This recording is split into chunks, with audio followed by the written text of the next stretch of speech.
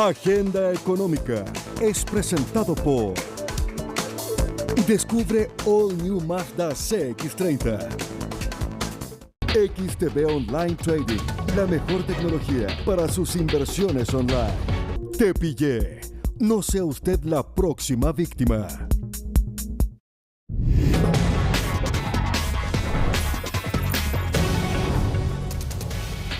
Bienvenidos a la revisión de la agenda económica de este miércoles en CNN Chile, cuya primera parte la vamos a dedicar a la pensión garantizada universal. La iniciativa está avanzando en el Congreso, fue aprobada por la Comisión de Hacienda de los Diputados y puede ser votada ya por la Cámara de los Diputados. Además, ya se está viendo el financiamiento de la iniciativa, cuyo tema principal son las exenciones.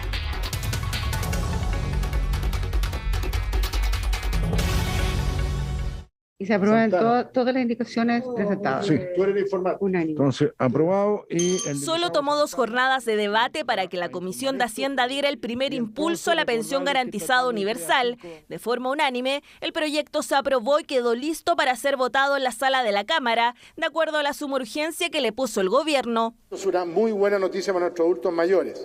Pero lo más relevante de la aprobación de hoy día, por esta unanimidad de la Comisión de Hacienda, es que no se va a tener que esperar 3 meses de publicar la ley para recibir el beneficio por parte de todos aquellos pensionados. Votación a favor que permitirá que la primera semana de enero la Sala de Diputados lo pueda votar, ya que la próxima es distrital.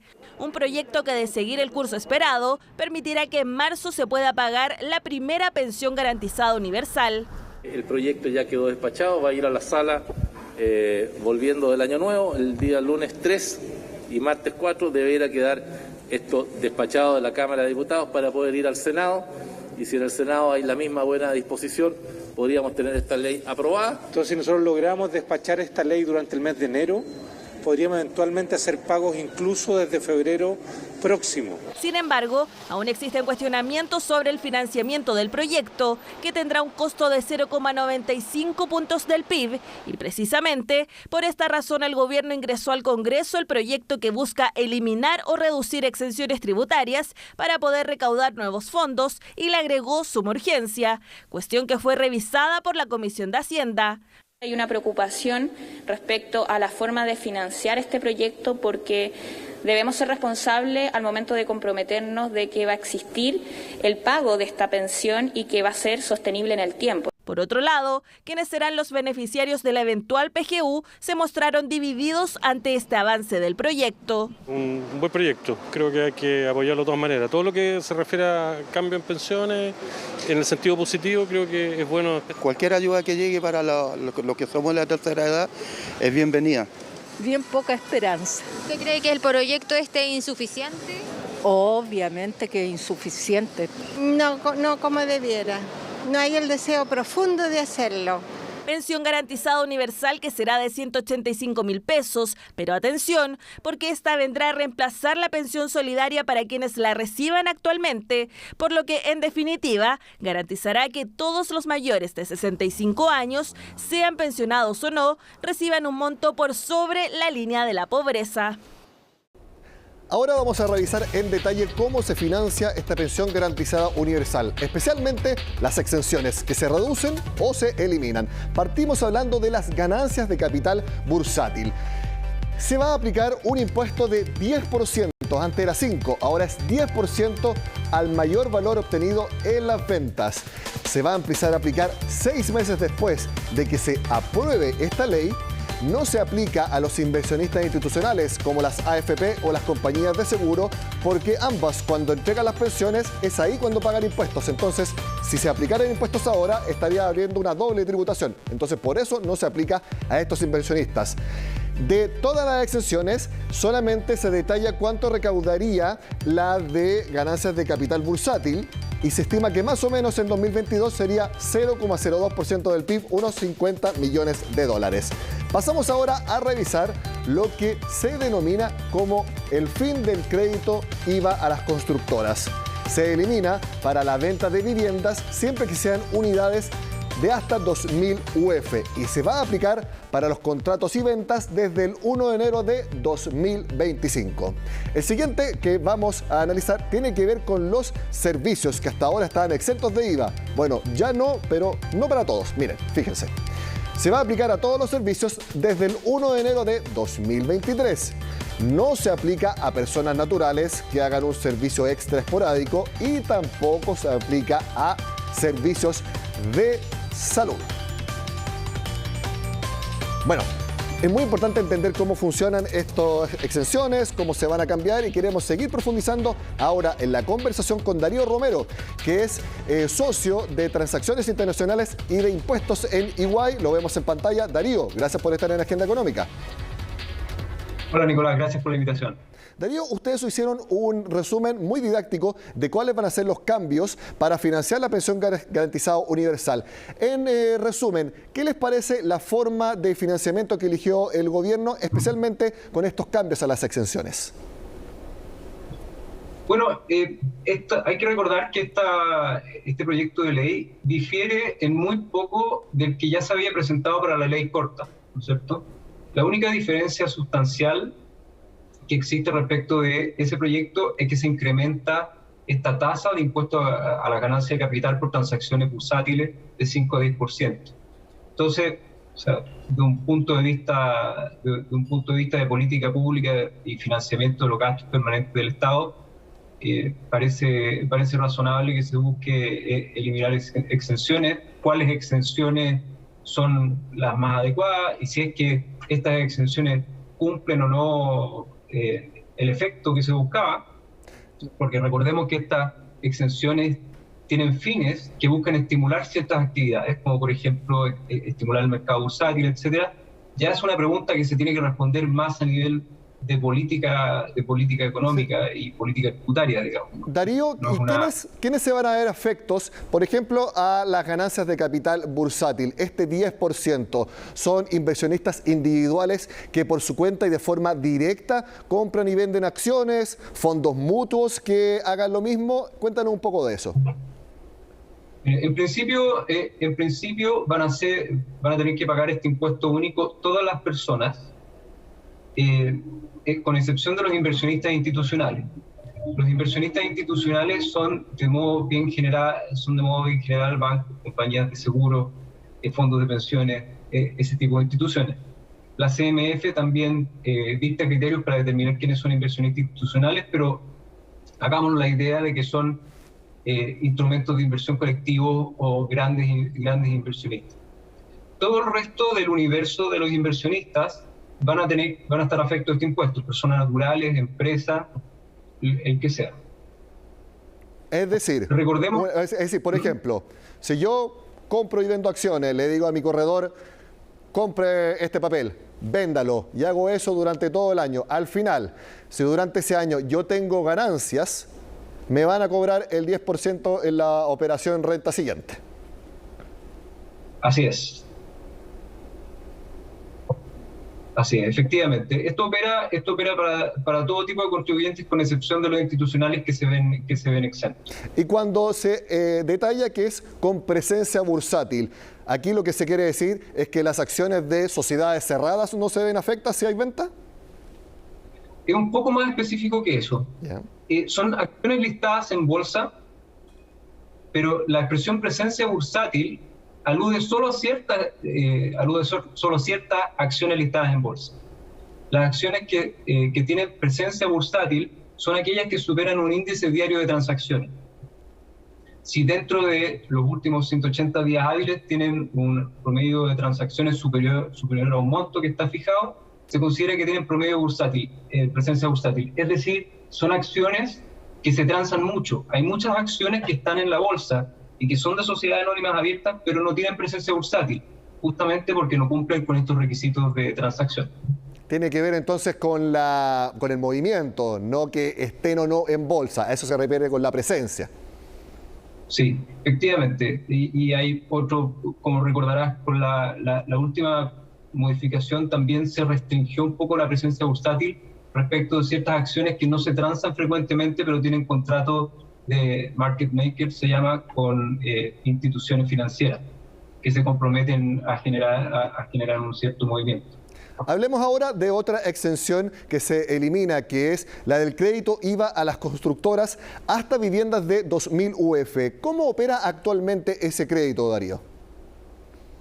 Bueno, hoy día en la venta que hace la empresa constructora al cliente se recarga IVA, ¿no es cierto? Entonces, lo que dice esta norma en particular es que se reduce ese IVA débito en un 65%.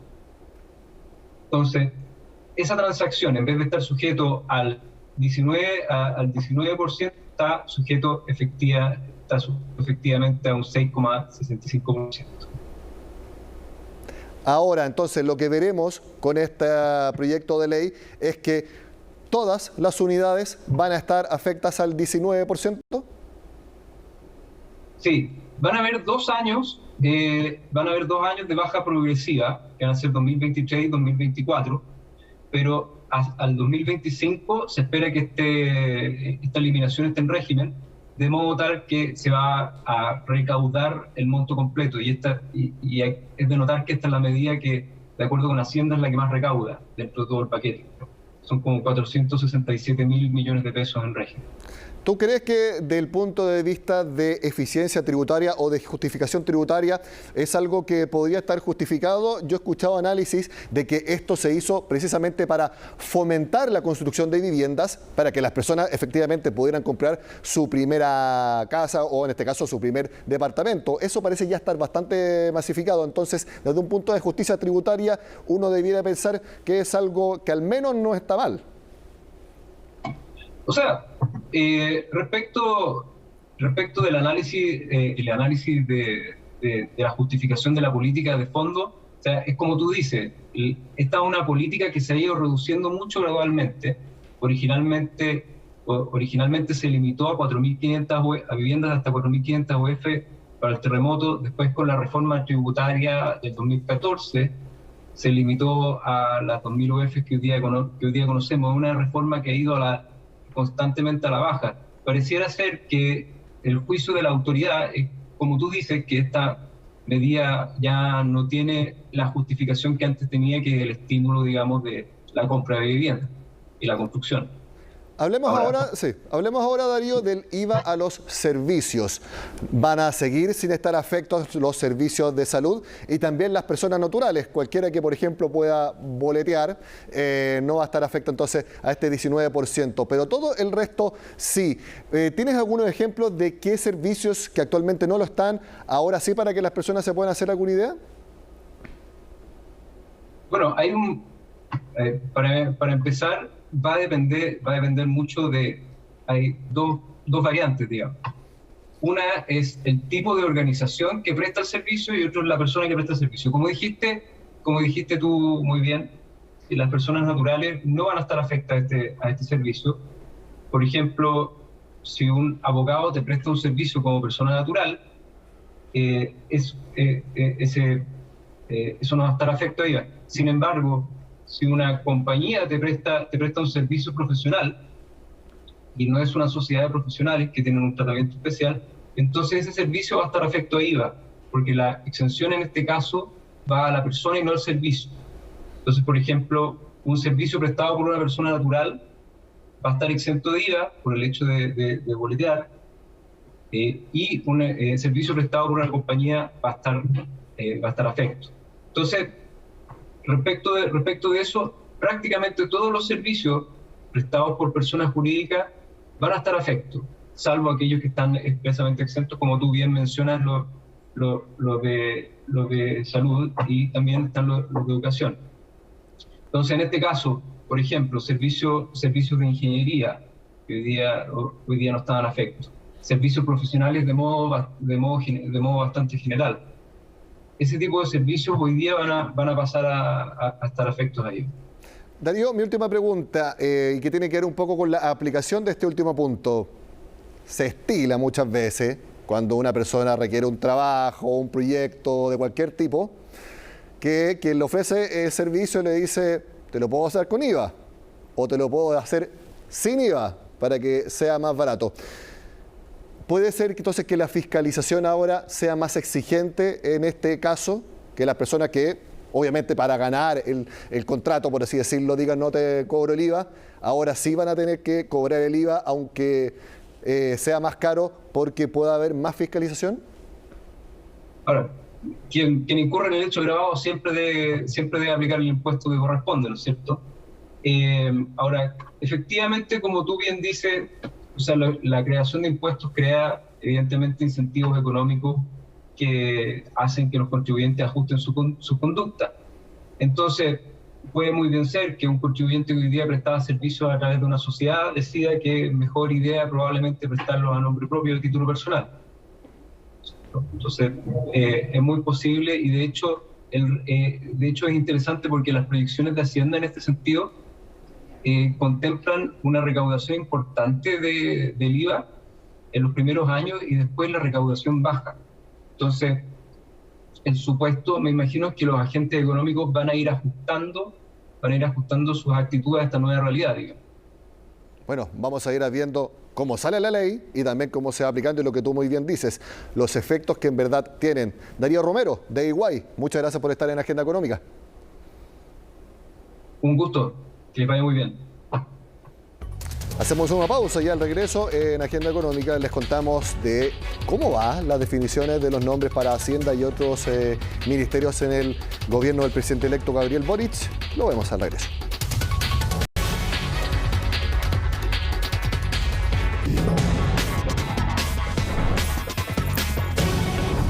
Este miércoles fue el primer comité político, podríamos decir, del comando del presidente electo Gabriel Boric, ya que se reunió junto a los presidentes de Aprueba Dignidad, aparte de, obviamente, sus asesores más cercanos. Por ejemplo, Yoyo Jackson, también la diputada Camila Vallejo, junto a los presidentes de Aprueba Dignidad, por ejemplo, el presidente del Partido Comunista Guillermo Tellier. Obviamente hablaron de las definiciones de los ministerios. Todavía no hay ningún nombre para Hacienda, no se ha avanzado en nada, tampoco hay nuevos descartes, así que eso todavía está en veremos. ¿Cuándo se va a hacer? ¿Qué es lo que se está barajando? Y también cuál es el rol que van a jugar los partidos de Aprueba Dignidad. Lo vemos a continuación. Hay plena conciencia, absoluta conciencia de manera unánime dentro de nuestra coalición Aprueba Dignidad de que no basta tan solo con Aprueba Dignidad hoy para poder cumplir todos esos desafíos que nos hemos propuesto. Hoy día los partidos unánimemente fueron muy claros en otorgar plena libertad para que el presidente electo pueda tomar las decisiones que involucren el nombramiento de un equipo, de un gabinete. Insisto, todavía no estamos con nombres sobre la mesa. Hoy día lo que tratamos de definir fue una metodología. Una metodología para que nosotros podamos tener en consideración, obviamente, todas las mejores personas que puedan existir. Y Gabriel nos pidió tener la mayor cantidad de opciones para poder hacer la mejor selección de gabinete que se pueda. Nosotros ya hemos expresado públicamente como partido que en la medida que se facilite el cumplimiento del programa de gobierno, indudablemente todo apoyo va a ser bienvenido y van a tener que haber conversaciones porque se necesita los acuerdos parlamentarios, etcétera, etcétera, etcétera. En cuanto al gabinete, eso lo ve el presidente. Yo les he dicho que una de las opciones para ser ministro de Hacienda es Guillermo Larraín, economista ligado a la ADC. Veamos qué es lo que opinan en su partido respecto a cómo van a trabajar con el gobierno de Gabriel Boric. Nosotros queremos que le vaya muy bien al gobierno del presidente Gabriel Boric y vamos a apoyarlo no desde el gobierno, vamos a apoyarlo de manera desinteresada, desde los espacios en que nos ha colocado la ciudadanía, en el Congreso, con nuestros gobernadores regionales, con nuestros alcaldes, concejales, cores para darle gobernabilidad a Chile. Pero el apoyo que le hemos dado a Gabriel Boric es desinteresado, sin buscar cargos de poder y vamos a ser consecuentes con eso. Cambiamos radicalmente de tema y hablamos de la Navidad, porque al parecer los chilenos vamos a gastar más que el año pasado. Así lo muestra un informe de Tiendeo que señala lo siguiente, que al consultar a las preferencias a las familias, más o menos la mitad dice que va a gastar más y que decidieron hacerlo en un 27%. Eso es lo que gastarían de más en esta Navidad. Incluso señalan que para la cena navideña el promedio de gasto sería 65.000 pesos. Respecto a los regalos, el 63%, 6 de cada 10, dijo que los compró durante el Black Friday. Y dentro de ellos señalan que 4 de cada 10 compró ropa, un cuarto compró juguetes, 12% compró libros y apenas 8% optó por regalos tecnológicos.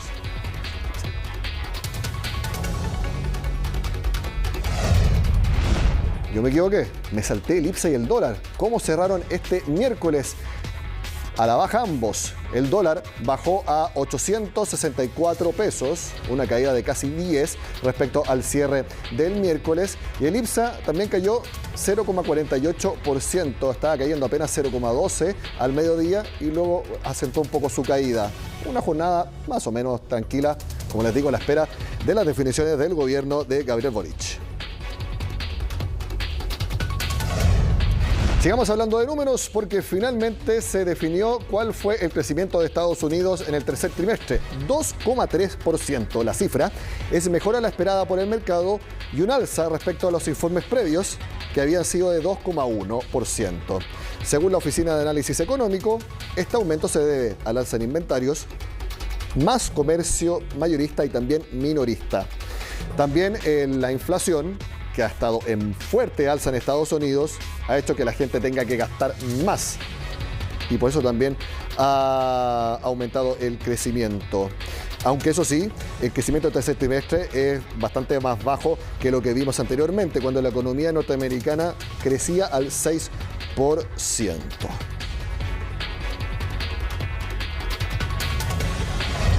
Terminamos hablando de Estados Unidos con su agencia económica más importante, Bloomberg. Y quiero que vean lo que publicó Bloomberg Quick Take, es una sección de Bloomberg, y que resalta algo muy importante. Según la agencia, Chile sería el país más preparado para enfrentar a Omicron. Esto es muy importante porque es una señal que da Bloomberg a todo el mundo. Y créanme, esta es una agencia que ve todo el mundo económico. Y ellos señalan, sin ningún tipo de preferencia per se, sin ningún tipo de subjetividad, que Chile es el país mejor preparado para enfrentar esta variante. Y esto yo creo que ya muestra algo innegable, que no solo el enfrentamiento a la pandemia, sino que la vacunación en nuestro país es por lejos lo mejor que hizo el gobierno de Sebastián Piñera. Y eso hay que reconocerlo sin matices. Ya más del 92% de los chilenos está vacunado con dosis completa o al menos con la segunda dosis o con la primera dosis cuando es una vacuna que solamente se necesitaba una. Eso hay que aplaudirlo y reconocerlo, porque miren, agencias internacionales nos reconocen como el país mejor preparado para enfrentar la variante Omicron. Con esta buena noticia terminamos la agenda económica de este miércoles. Sigan acá en CNN Chile.